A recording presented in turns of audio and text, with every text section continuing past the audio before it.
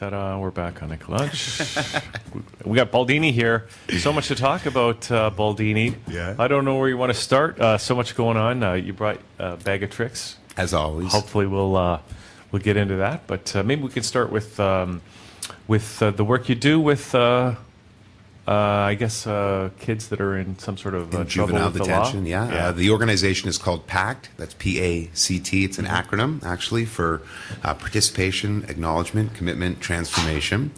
And what they do is they basically create programs for kids who are in juvenile detention, which they say youth in conflict with the law. That's the politically correct statement. Mm-hmm. And what they do is they offer programs such as a cooking school, a film school, a music school, reforestation project, and then now recently magic school. And the last time I was here was about a year ago. We were talking about that.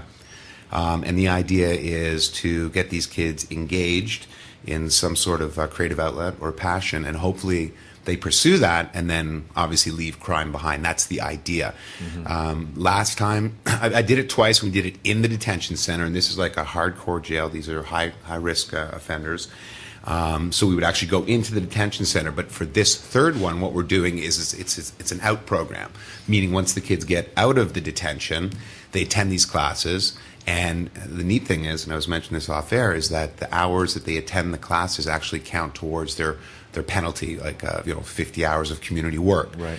And I'll just give you this one little quick anecdote. In one of the first lessons, one of the kids said, he goes, can I bring out, some of my other friends that are on probation and need to, work off hours and stuff? And he said, sure. He goes, because they would love to hang out with Baldini rather than clean up dirty yogurt from behind a fridge.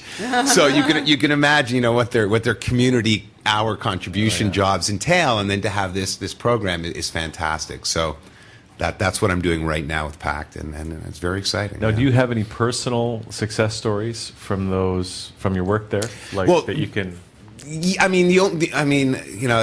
All I can refer to is the two classes that I ran. They ran for 5 weeks, and then in the 6th week we had a show in the detention center. The mothers came in, the brothers, my parents came in and brought their friends in, so we had a nice healthy 50, 60 person audience. As far as success goes, the first class, they walk in and they're full of attitude, and they're like, who's this guy about to give us another sermon on how to better ourselves? And I did one magic trick, and they were all like, whoa, whoa.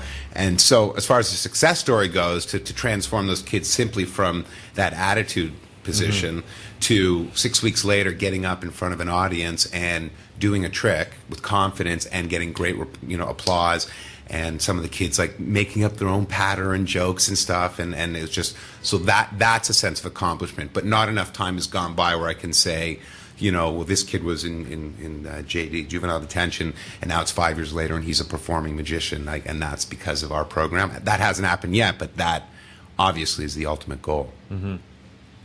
Great. That sounds really interesting. I love this country because it believes in rehabilitation of those who have been incarcerated. Not Harper. He doesn't believe that people really. He is of the belief that and I hope I'm not misquoting, but something to the effect of he is the belief that kids should be punished like adults.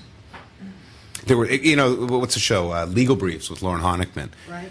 That was on one night, and that was the hot topic. And I called in and I raged, I said, I run this program, and these kids are rehabilitatable, and they're just kids, and a lot of it is a function of the environment. And interesting stories, the security guards in the detention center, they say it's very sad because these kids do a crime, they come in there, they serve their time, they get out, and they go back into this crime-ridden neighborhood.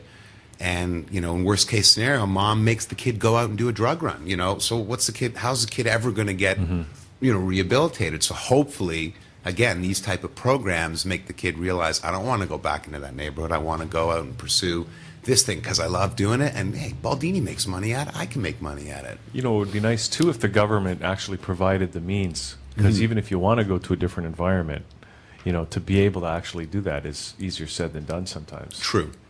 So, and PACT's a charitable organization, so they're always looking for donations, and if I can plug them, pactprogram.ca. That's PACT. Absolutely. So that's a different. It's not government run. It's a third party NGO that's doing it. Created by a gentleman named David Lockett. and I also work with a guy named Ben Marshall, who actually conceived the PACTMagic school. Ben Marshall? Yeah, do you know him? I think I Oh, know yeah, we him. do, because I talked to Ben off the air, and you guys have a friend in common. I can't remember Well, we who it is. ran into each other at Right. the... Oh, he sent me a after text that something, I'm and it sitting was with just you. like, I'm sitting you know- with you. Yeah, I remember. Yes, he would do that. So he's the one that actually had the genesis of the idea, being out and with me, and I do magic everywhere I go. I got no off switch. And he said, this would be a great thing for PACT. We have the film school, this, and he basically set it in motion. So here we are 3 years later doing our, There you go. our third session. Which It's is a great, small world. just to show what people can do as individuals, Mm-hmm. not relying on the government to come up with this. This is something that just a bunch of guys came up with Yep. to try to help. And which is it's great. and what David always says is, the ripple effect of giving like this is enormous. And again, you asked me about accomplishments. I mean, at that finale show in the first year, to see I was literally holding back tears because I was so filled with pride, of the fact that these kids are getting up in front of 40, 50 people and giving it a shot, and it was amazing to see. So, yeah.